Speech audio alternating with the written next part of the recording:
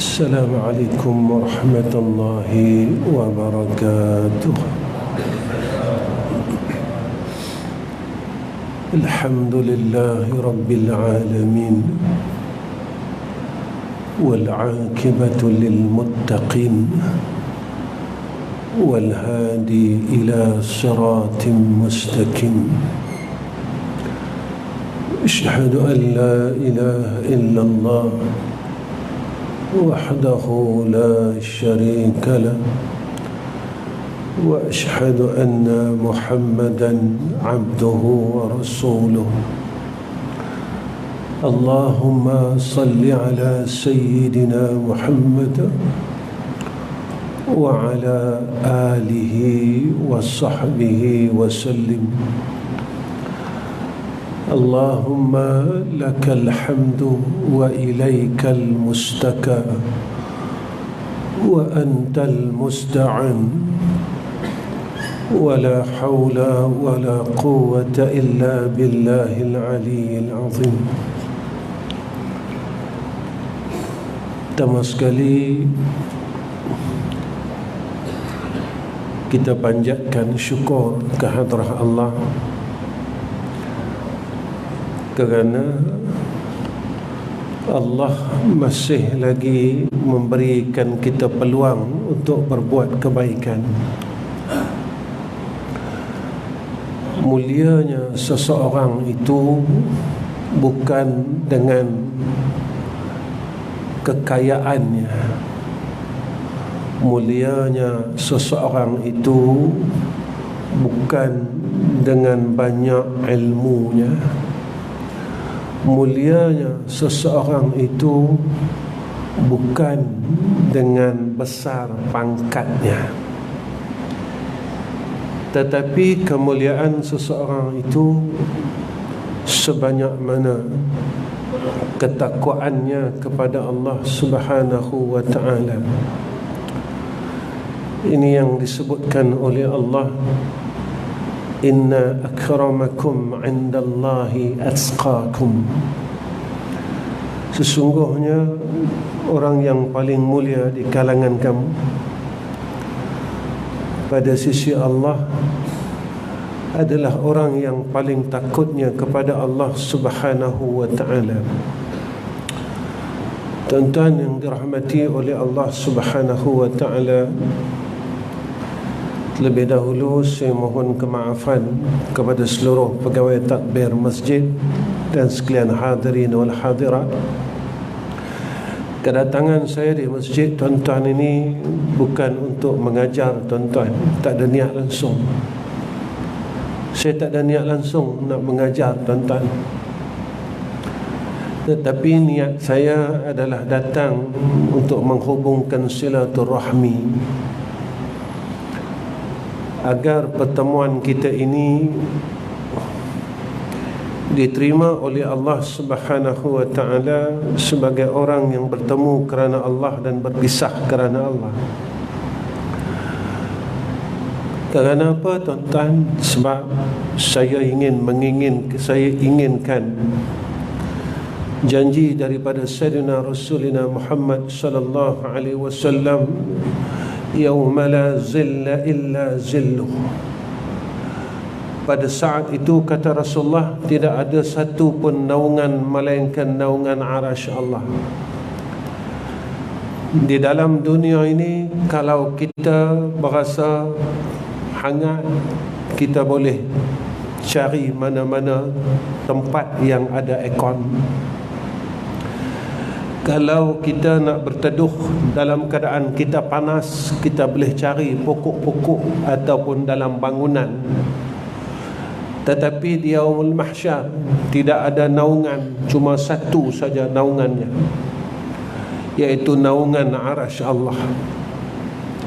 Dalam dunia ini tuan-tuan, kita boleh Lari sana, kita lari sini.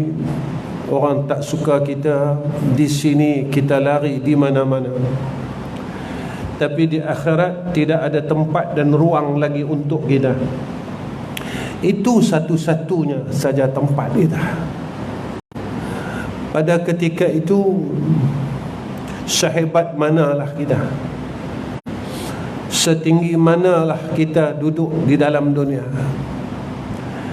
dan sehebat manalah kita di dalam dunia, sampai di sana orang yang diangkat oleh Allah Subhanahu wa ta'ala adalah orang yang paling bertakwa kepada Allah Subhanahu wa ta'ala.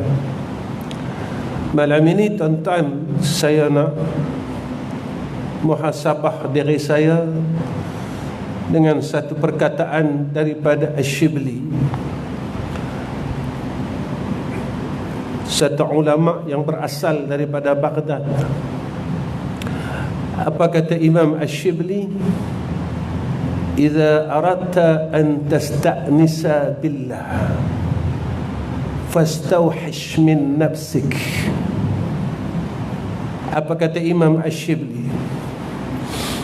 Jika kamu ingin merasakan hatimu tenang dan tentram bersama Allah, engkau janganlah menurut akan hawa nafsu.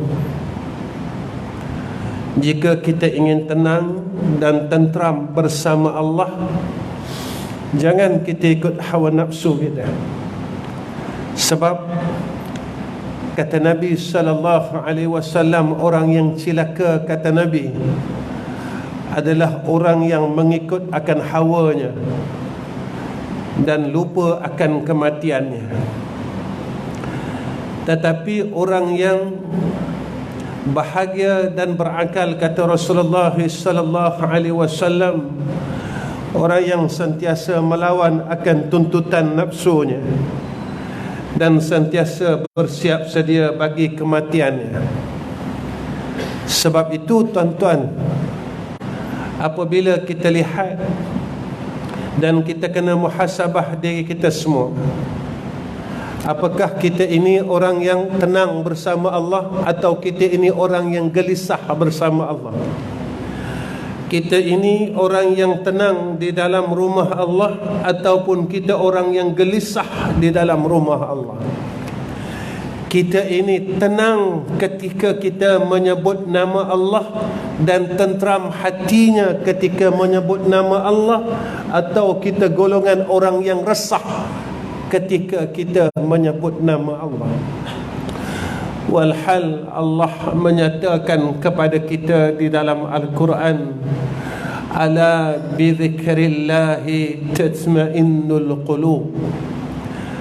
Orang yang ingat Allah, orang yang selalu sebut Allah, orang yang lisannya sentiasa basah mengingati Allah, maka kata Allah, jiwanya akan tenang.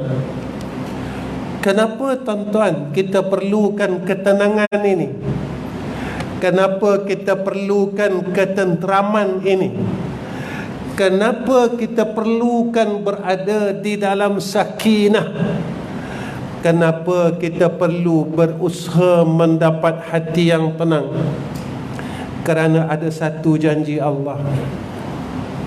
Ya ayyatuhan nafsul mutmainnah, irji'i ila rabbiki radiyatan mardiyah, fadkhuli fi ibadi wadkhuli jannati. Kerana janji Allah pada orang yang tenang bersama Allah, janji Allah adalah jannah. Janji Allah, orang yang tenang bersama Allah, janjinya adalah syurga Allah. Tuan-tuan, duduk dalam dunia ni tak lama. Ada orang yang Allah bagi masa 40 tahun, 60 tahun, 70 tahun, 80 tahun, 90 tahun. Dan tahun-tahun ini adalah modal kita untuk kita meraih akan jannah Allah. Tapi kalau Allah bagi modal kepada kita, kita sia-siakan modal ini, kita termasuk dalam golongan yang Allah sebut dalam Al-Quran, alhaakumut takasur hatta zurtumul maqabir. Tuan-tuan, percaya tidak percaya, saya dan tuan-tuan akan duduk dalam liang lahat. Suka tidak suka, saya dan tuan-tuan akan duduk dalam liang lahat. Bersiap atau kita tidak bersiap sedia, saya dan tuan-tuan akan duduk dalam liang lahat. Mau tidak mau, saya dan tuan-tuan akan orang hantar kepada liang lahat. Ini janji Allah. Alhaakumut takathur hatta zurtumul maqabir. Ini janji Allah. Ini pesanan Allah. Ini pesanan Allah kepada kita semua. Sebab itu, percaya tak percaya, bersiap tidak bersiap sedia, mau tidak mau, kita tetap akan pergi sana. Persoalannya, ketika orang hantar kita pergi sana, macam mana keadaan kita? Bolehkah seorang yang masih malas sembahyang sunat ba'diyah maghrib, kuburnya diluaskan oleh Allah? Bolehkah Allah bagi modal sehingga 60 tahun, dia sia-siakan modalnya dengan dia bermalas-malas untuk melakukan ibadah kepada Allah dalam dunia ni? Dia boleh senang dan lenang besok di alamul barzakh. Bolehkah modal yang Allah bagi kepada kita anggota yang 7 ini, kita sia-siakan modal ini dengan semua kita hantarkan segala modal ini tuan-tuan ke arah keduniaan? Ada tangan, kita guna semua untuk dunia. Kita tanya hari ini, tangan aku hari ini, apa yang aku buat untuk akhirat? Jari jemari aku hari ini, apa yang aku telah gunakan untuk akhirat? Pasal apa saya kena tanya, Ustaz? Sebab Allah kata macam tu. Al-yawma nakhtimu ala afwahihim wa tukallimuna aydihim wa tashhadu arjuluhum bima kanu yaksibun.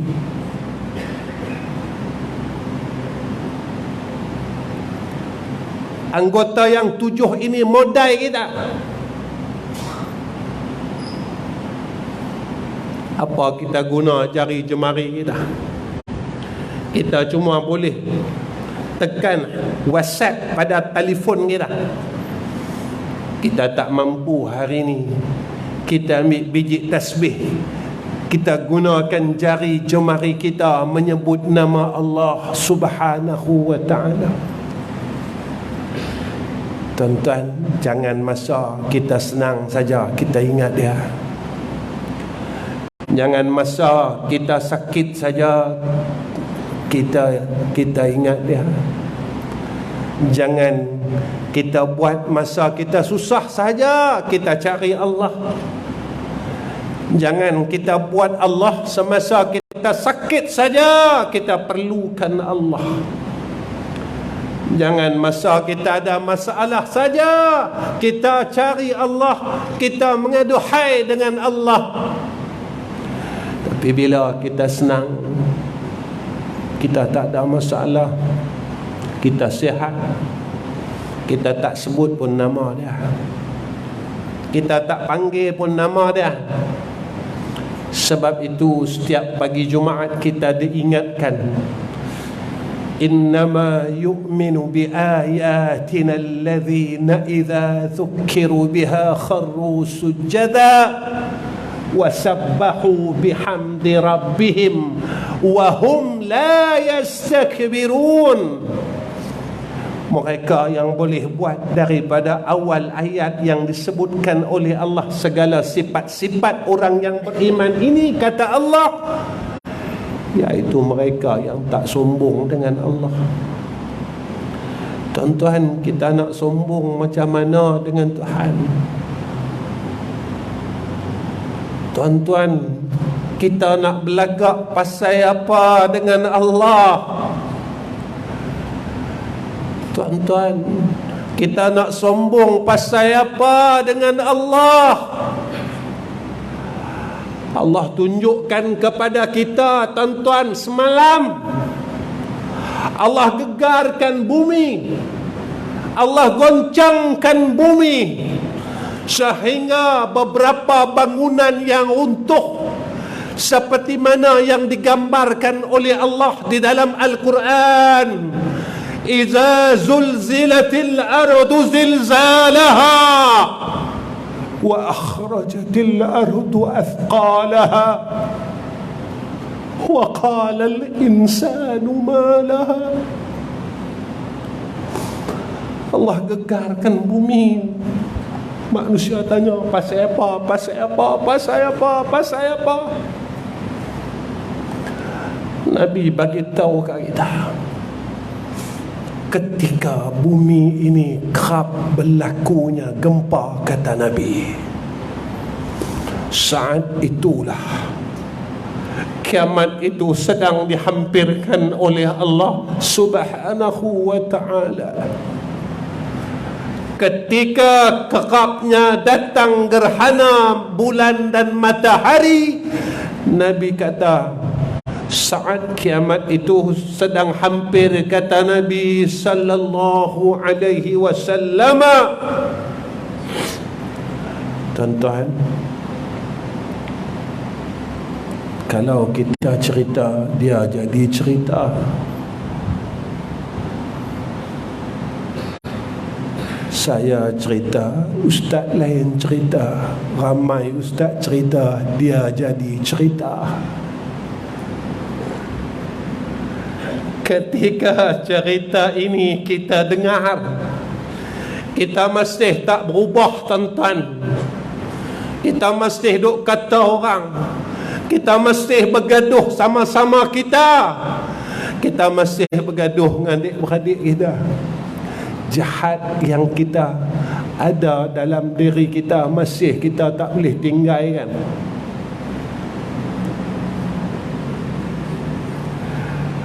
Mulut kita masih jahat, tuan-tuan. Tangan kita masih jahat, tuan-tuan. Telinga kita masih jahat. Mata kita masih jahat. Mulut kita masih jahat. Dan kebaikan dalam diri kita masih tak bertambah.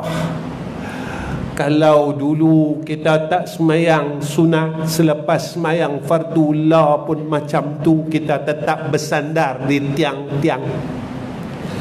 Kalau dulu kita tak mau tengok Al-Quran, la pun kita tak mau tengok Al-Quran.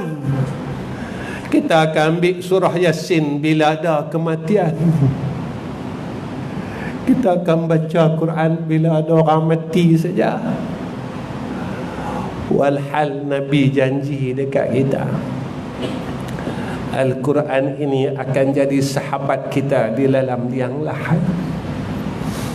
Walaupun Allah zahirkan tanda-tanda hampirnya qiyamah ini kepada kita, kita tetap tidak ambil peduli, tuan-tuan. Tuan-tuan, Allah sebut dalam Al-Quran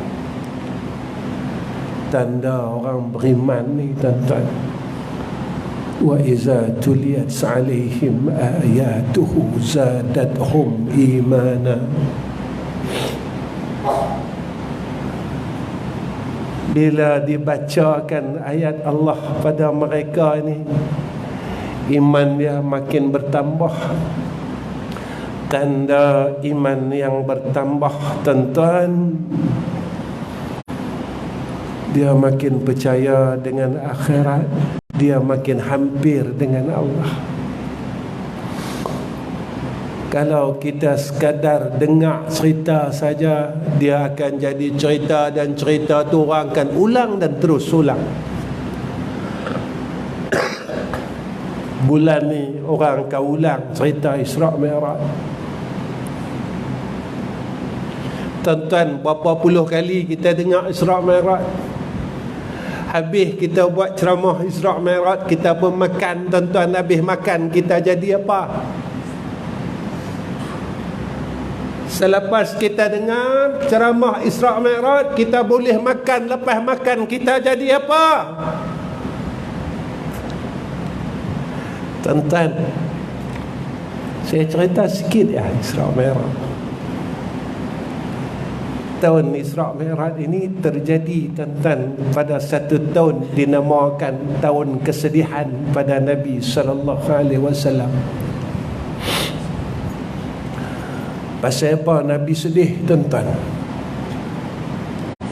Tahun itulah bapa saudara Nabi meninggal dunia. Nabi bukan sedih sebab pak menekan dia meninggal, tuan-tuan.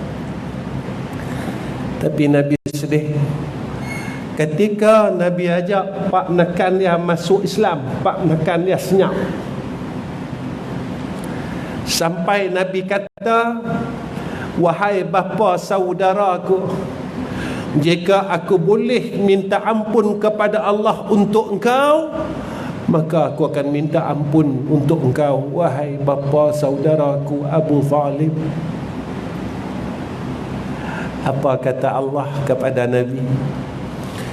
Innaka la tahdi man ahbabta walakinna Allah yahdi man yasha. Sesungguhnya engkau Muhammad la tahdi man ahbabta, engkau tidak mempunyai hidayah man ahbabta, siapa-siapa yang kau sayang ya Muhammad. Walakinna Allah yahdi man yasha, akan tetapi Allah yang akan memberi hidayah siapa-siapa yang Allah mahu. Kesedihan yang kedua, pada tahun itu juga isteri yang Nabi paling sayang Allah ambil, tuan-tuan. Siapa dia? Sayyidatuna Khadijatul Kubra.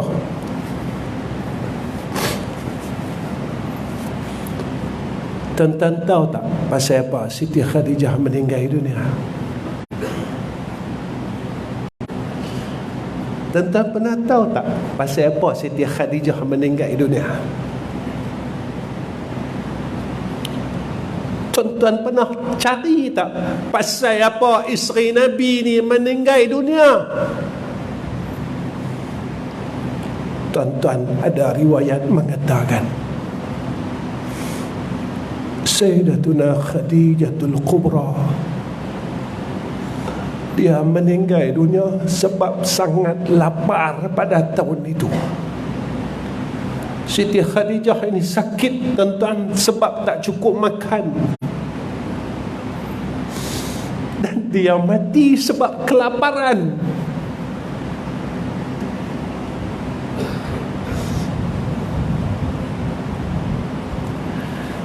Sebelum kematian Sayyidatuna Khadijatul Kubra,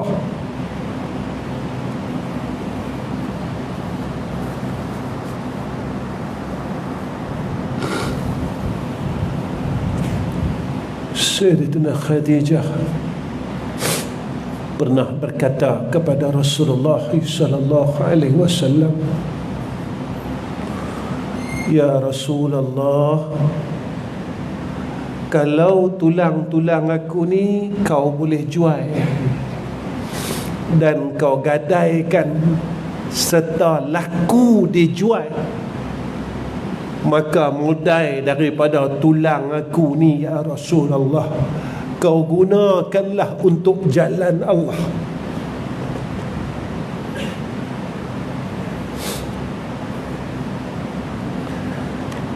Tuan-tuan, saya nak tanya tuan-tuan, hari ini bila kita rasa lapar,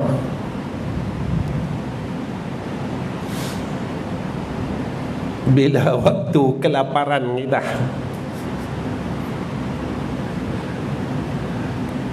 bila saat kelaparan kita, tuan-tuan, perut kita sentiasa kenyang, kita malas nak buat ibadat, sampai hari ini kita gagal bangun malam, tuan-tuan,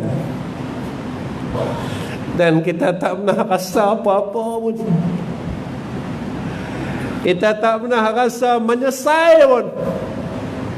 50 tahun kita tak mampu bangun malam, 60 tahun Allah bagi kita modal, tapi masih gagal untuk kita bangun malam. Walaupun setiap tahun kita dengar Isra' Mi'raj, Subhanallazi asra bi'abdihi laylan. Allah ingatkan kita tiap-tiap minggu.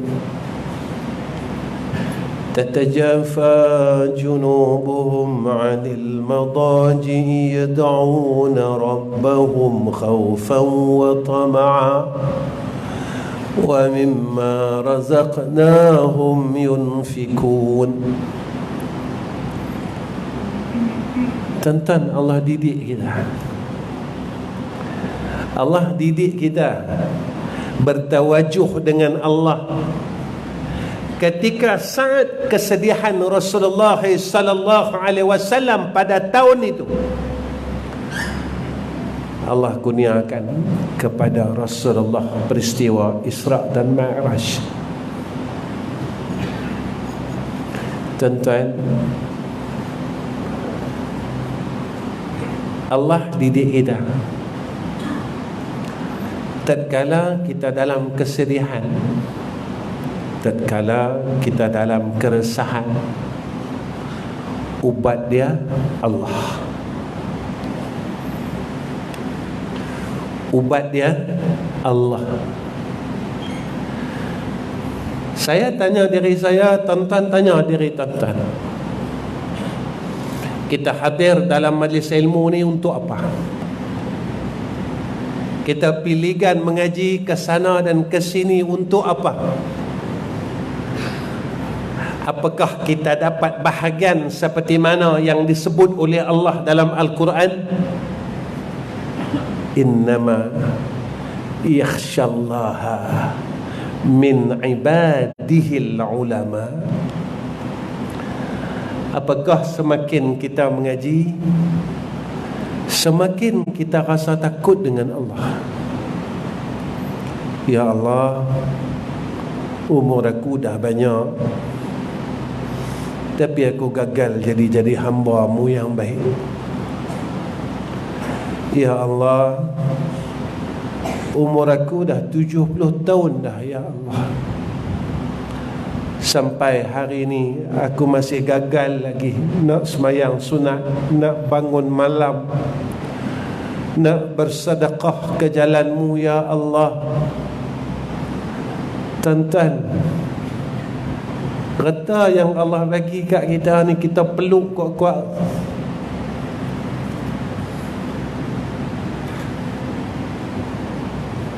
Kita tanya diri kita, saya tanya diri saya, umur saya 50 lebih, road to 60,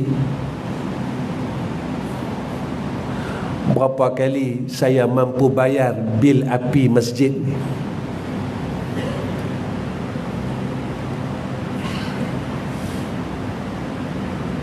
Saya kata saya nak kubur saya terang, berapa kali saya telah menerangkan rumah Allah? Ataupun saya takut reta yang Allah bagi kepada saya ini Saya takut untuk saya pulangkan kembali kepada Allah.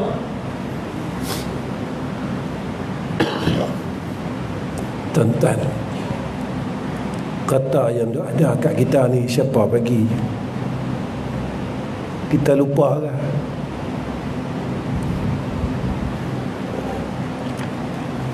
Nabi habaq kita. Nabi kata, sebanyak mana kita kuat kasih kepada dunia, banyak itulah sakit dia mati. Saya nak ulang tuan-tuan, walaupun dalam kuliah saya sebelum ni saya pernah sebut, ada 4 peragut dalam diri, dalam kehidupan kita. Pertama, nyawa ni Allah akan ragut daripada, malaikat akan ragut daripada tubuh kita, daripada jasad kita tanpa keizinan kita. Malaikat akan tarik roh kita, akan tarik nyawa kita tanpa keizinan kita. Malaikat tak bagi tahu bila dia nak tarik nyawa kita. Tuan-tuan, kalaulah malam ni kita pergi jumpa Allah, apa persiapan kita? Kalaulah malam ni malaikat maut mai jumpa kita dan dia tarik roh kita, apa persiapan kita untuk bertemu Allah? Kata ke orang tak berhenti lagi, marah ke orang tak berhenti lagi, hina ke orang tak berhenti lagi, benci orang tak berhenti lagi. Tuan-tuan, sunnah Nabi itu bukan serban sahaja. Nabi tak pernah dalam hidupnya ia membenci orang lain. Nabi ajar kepada kita tentang kasih dan sayang. Nabi didik kita sampai Nabi bagi tahu kat kita, man la yarham la yurham. Siapa yang tak ada sifat kasih sayang, maka dia tidak berhak mendapat rahmat Allah. Hari ini saya pesan untuk diri saya, belajarlah untuk tidak membenci orang lain. Kerana Nabi tak pernah ajar kita untuk membenci orang lain. Belajarlah untuk tidak menghina orang lain. Kenapa? Kerana Nabi tidak pernah didik kita untuk menghina orang lain. Sebab itu tuan-tuan, apa yang kita boleh belajar daripada peristiwa Isra' dan Mi'raj, saat kita dalam keresahan, kesedihan, kegelisahan, ubatnya adalah Allah. Antara yang kita lihat dalam peristiwa Isra' dan Mi'raj ini, tuan-tuan, Nabi beritahu kat kita, penghuni neraka ni ramai. Nabi beritahu kat kita, ahli neraka ni ramai. Nabi kata, Allah gambarkan kepada kita tentang cerita neraka, tentang wa ammal ladzina fasaqu fama'wahumun nar kullama aradu an yakhruju minha u'idhu fiha wa qila lahum zuqu 'adhaban nar alladhi kuntum bihi tukadzibun.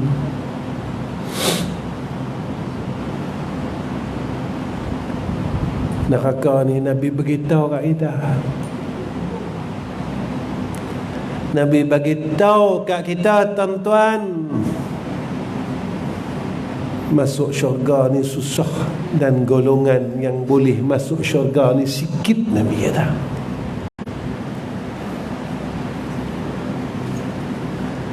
Sebab jalan syurga tu susah. Tuan-tuan biasa dengar tak orang tanya kat kita, pasal apa saya susah jadi baik? Tuan-tuan pernah dengar tak orang kata, pasal apa saya susah jadi jahat? Ada tak kawan-kawan cakap macam tu? Tak ada. Kenapa aku susah sangat nak jadi baik? Kenapa aku susah sangat nak jadi orang soleh? Nabi bagi tahu kat kita, syurga ini susah, tapi jalan ke neraka itu cukup mudah. Nabi kata, Nabi ajar kita, Nabi bagi tahu kita. Tuan-tuan, dalam peristiwa Isra dan Mi'raj, Nabi ajar kita bagaimana hubungan kita dengan Allah.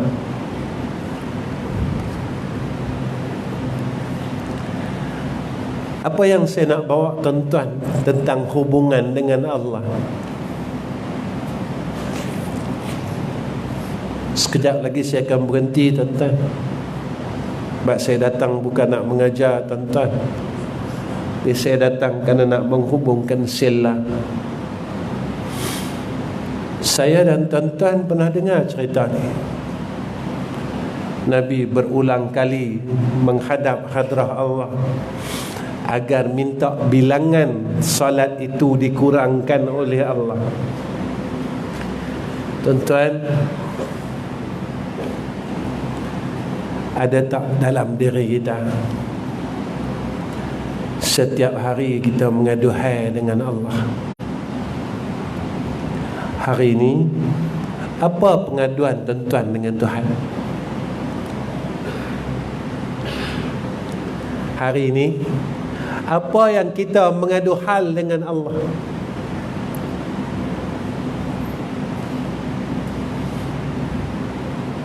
Ustaz, saya lepas semayang saya minta, Ustaz, saya berdoa. Saya nak tanya, masa tuan-tuan berdoa lepas semayang, sama tak masa tuan-tuan berdoa dalam raudah di Madinatul Munawwarah? Saya boleh tipu tuan-tuan, tapi saya tak boleh tipu Allah.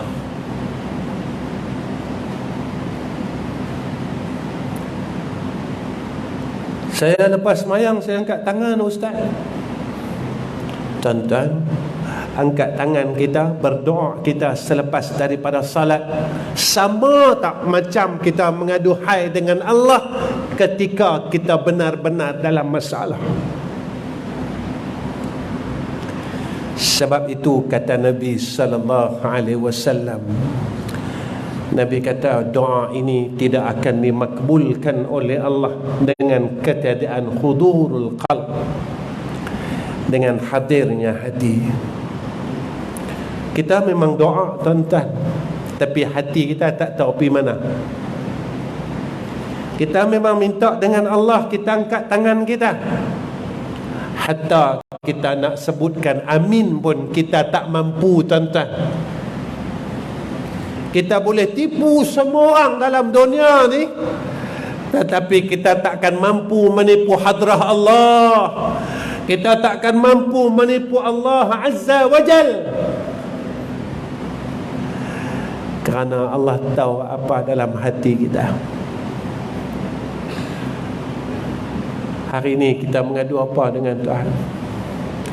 Nabi usaha tuan-tuan untuk kita, daripada 50 waktu sehingga kita mendapat anugerah 5 waktu saja. Tuan-tuan, rahmatnya Allah. Dalam keadaan 5 waktu ini tuan-tuan, ramai yang telah meninggalkan salat. Sebab itu tuan-tuan, jikalau hari ini Nabi masih hidup, jika orang tanya dengan saya, tuan-tuan, apa yang saya akan katakan kepada Rasulullah sallallahu alaihi wasallam? Selain saya mengatakan aku rindu kepada engkau ya Muhammad, saya ingin mengatakan terima kasih saya kepada Rasulullah sallallahu alaihi wasallam kerana telah meminta kepada Allah daripada 50 waktu kepada 5 waktu. Kalaulah kita difardukan 50 waktu, tuan-tuan, saya cakap dengan diri saya tak mampu ya Allah. Saya tak mampu ya Allah. 5 waktu ni pun kita duk solat akhir-akhir, tuan-tuan. Saya pernah dengar ayat ni. Tuan-tuan pernah dengar ayat ni? Apa kata Allah? Fawailul lil musallin alladzina hum an salatihim sahun. Allah kata dekat kita, neraka wil, kata Allah, bagi orang yang salat. Tuan-tuan, berapa kali kita takhirkan sembahyang kita?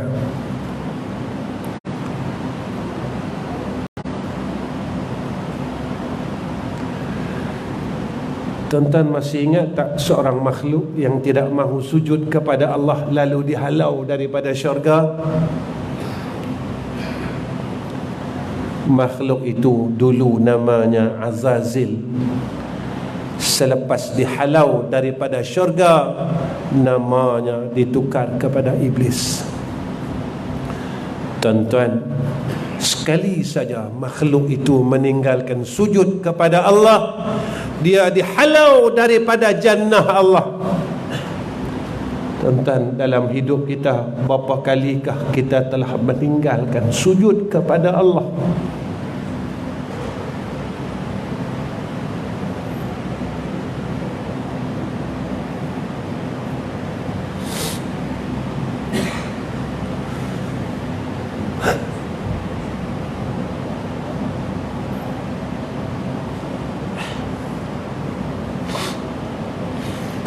Apakah kita makhluk yang telah meninggalkan bukan sekali dalam hidup kita, ratusan kali dan ribuan kali kita telah ingkar dengan Allah ketika Allah mengarahkan kita untuk sujud pada waktunya. Kita telah ingkar dengan Allah bukan sebabkan kelemahan kita, tetapi tatkala kita meninggalkan sujud kepada Allah, tatkala itu keadaan kita sedang kuat. Tatkala kita meninggalkan sujud, waktu itu kita sedang sihat. Kita meninggalkan sujud kepada Allah. Tuan-tuan, orang yang ratusan kali, ribuan kali telah meninggalkan sujud kepada Allah, apakah ia layak untuk dijemput masuk ke dalam jannah Allah? Sampai sekarang kita masih tenang dengan kesalahan kita. Sampai sekarang kita masih tidak ada rasa apa-apa dengan kesalahan-kesalahan yang kita buat. Tuan-tuan, ketika kedua-duanya dikeluarkan daripada jannah Allah, apa yang berlaku? Iblis, tuan-tuan, dia dihalau daripada syurga dalam keadaan bongkak dan dia senang hati.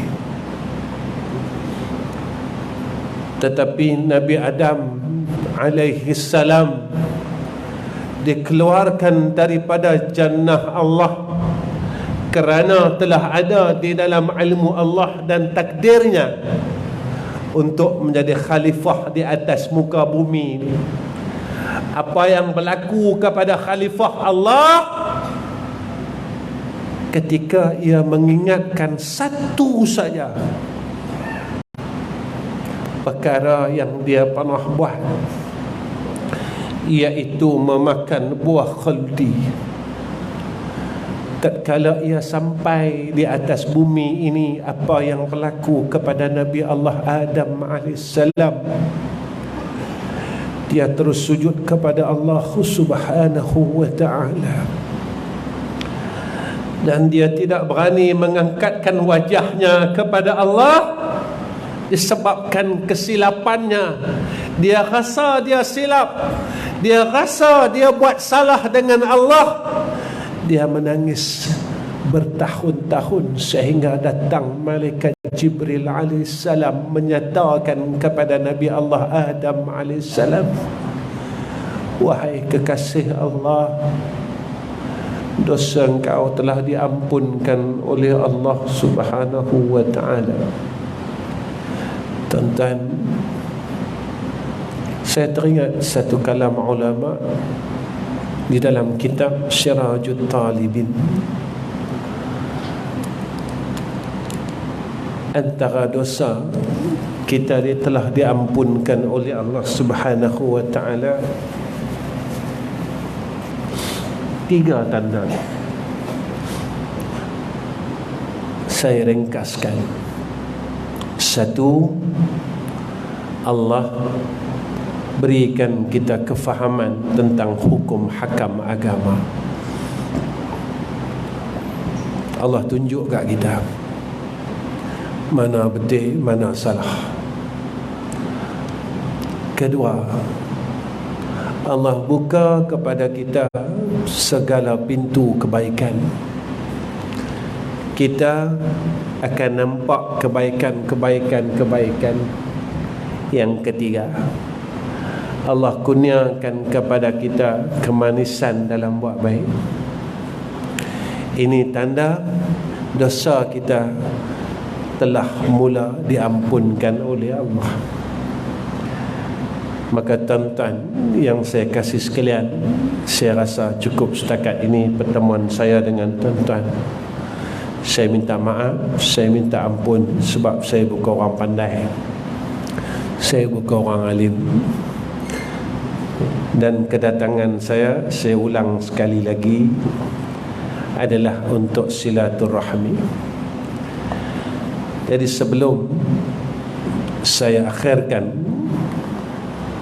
akan ucapan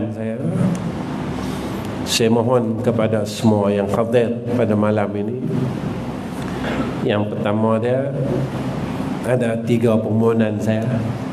Pertama, tuan-tuan tolong doakan saya, isteri, anak saya, menantu dan cucu-cucu saya, supaya kami dapat jadi orang baik. Tuan-tuan tolong doakan saya dapat jadi orang baik. Walaupun saya duduk di atas meja ni, di hadapan tuan-tuan, hakikatnya saya bukan orang baik. Saya masih gagal lagi tuan-tuan. Maghrib tadi, ketika imam baca ayat kabura maqtan 'inda Allah an taqulu ma la taf'alun, saya rasa saya tak mau duduk depan tuan-tuan malam ni. Kerana apa? Allah kata dekat kita, silakalah, kata Allah, orang yang tahu bercakap, tapi setiap tutur perkataan dia tak mampu nak lakukan. Sebab itu ada hadis Nabi kata, orang yang pandai bercakap macam saya akan masuk neraka 300 tahun sebelum Yahudi dan Nasara. Tuan-tuan, dalam dunia ni saya boleh tipu tuan-tuan,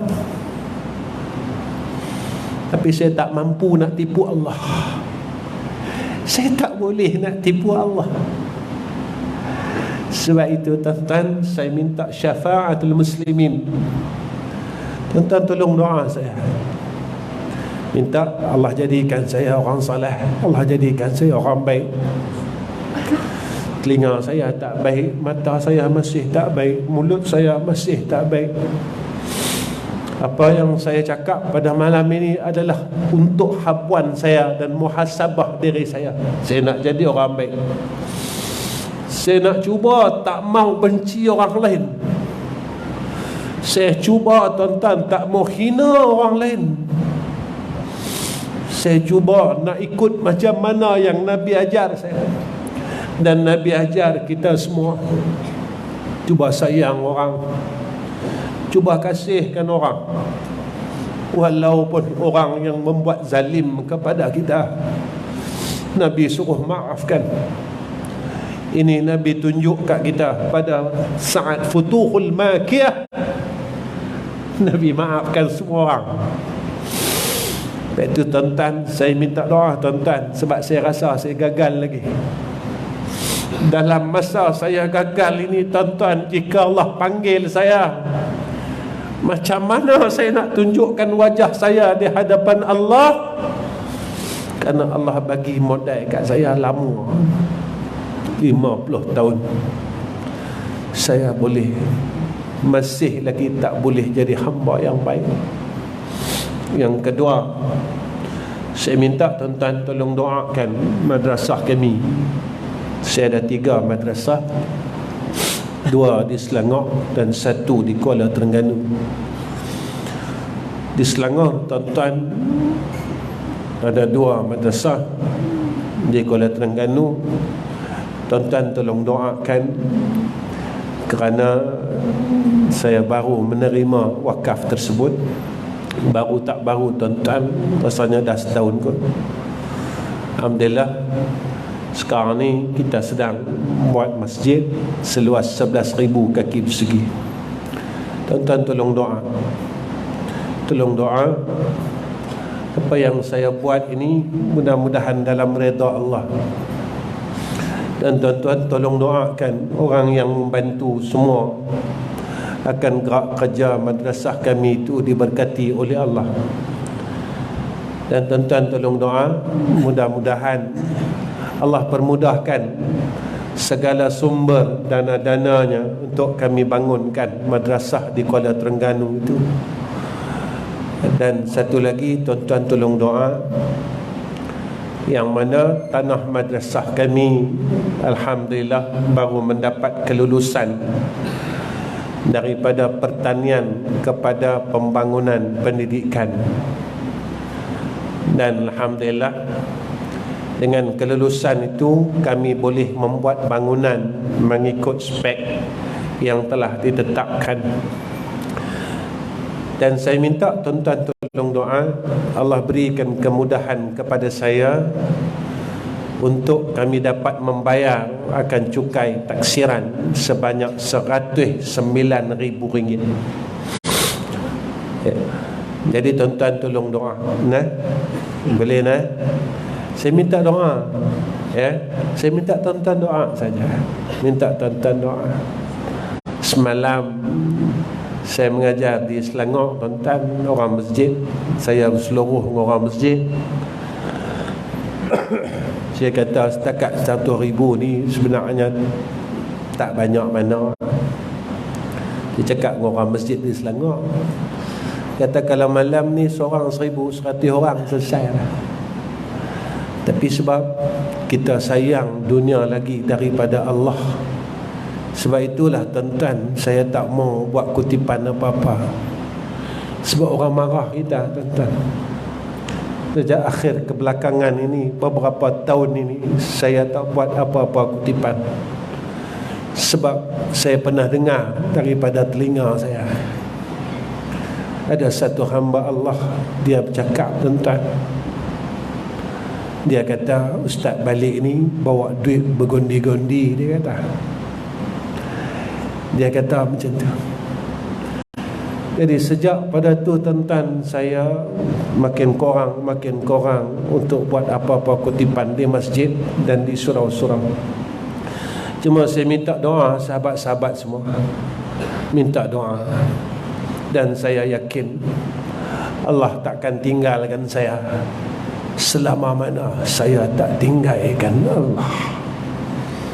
Allah takkan tinggalkan hambanya selama mana hambanya ini tidak meninggalkan Allah.